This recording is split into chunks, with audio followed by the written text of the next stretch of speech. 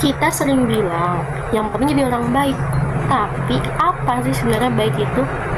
Apakah cukup dengan tidak menyakiti orang lain? Atau ada hal yang lebih dalam? Sesuatu yang membuat kita disebut sebagai manusia yang bermartabat.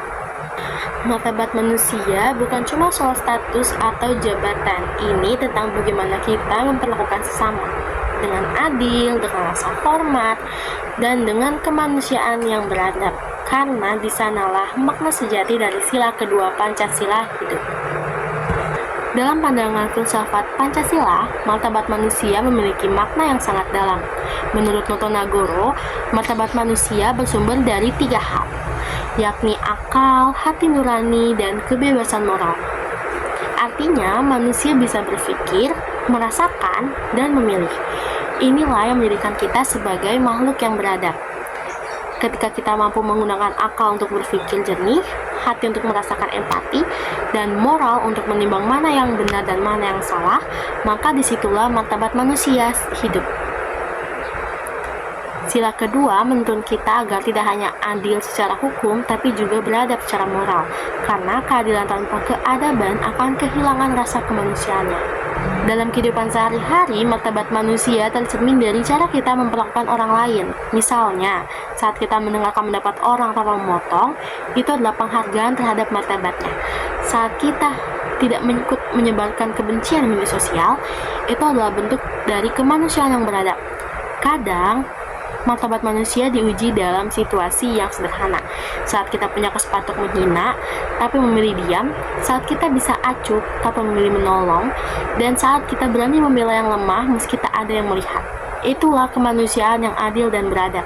Sederhana, tapi bermakna besar. Lalu, bagaimana kita bisa melatih dan menjunjung tinggi martabat manusia dalam kehidupan sehari-hari? Ada beberapa langkah sederhana yang bisa kita mulai dari hari ini. Pertama, belajar menghargai perbedaan. Kita hidup di negeri yang beragam. Perbedaan bukan lagi ancaman, tapi kekayaan yang harus dijaga. Ketika kita bisa menghormati orang yang berbeda keyakinan, suku, atau pandangan, kita sedang menjaga martabat kemanusiaan.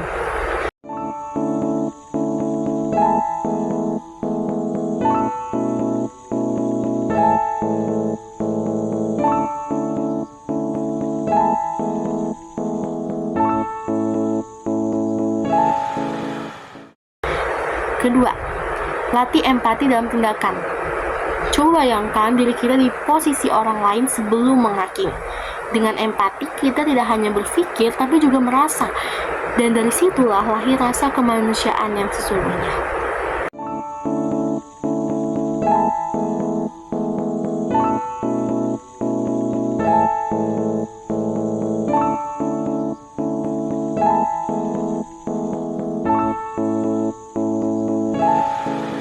Ketiga, bersikap adil bahkan dalam hal sekecil apapun. Adil bukan berarti semua harus sama, tetapi semua orang mendapatkan haknya dengan seimbang. Dalam keluarga, di kampus, di sekolah, di tempat kerja, dan lain-lain. Keadilan adalah bentuk tertinggi penghormatan terhadap martabat manusia. Keempat, dan yang terakhir, gunakan kebebasan dengan tanggung jawab. Kita bebas berpendapat, tapi kebebasan itu tidak boleh melukai martabat orang lain, karena beradab berarti tahu batas, tahu kapan harus berbicara, tahu kapan harus mendengarkan, dan tahu kapan harus menahan diri. Menjaga martabat manusia bukan tugas besar negara atau tokoh-tokoh hebat, karena martabat manusia tidak tumbuh dari kekuasaan, tapi dari kemanusiaan, dari sikap saling menghormati, saling peduli, dan saling memahami. Ketika kita menjaga martabat orang lain, sesungguhnya kita sedang menjaga martabat diri sendiri. Inilah cara kita menghidupkan sila kedua. Inilah makna sejati dari menjadi manusia Indonesia yang adil dan beradab. Jadi, mari mulai dari cara kita memperlakukan orang lain setiap hari. Sekian dari saya, Anda lagi Lejenia dengan NIM 15026250018. Terima kasih, kurang lebihnya mohon maaf, dan sampai jumpa.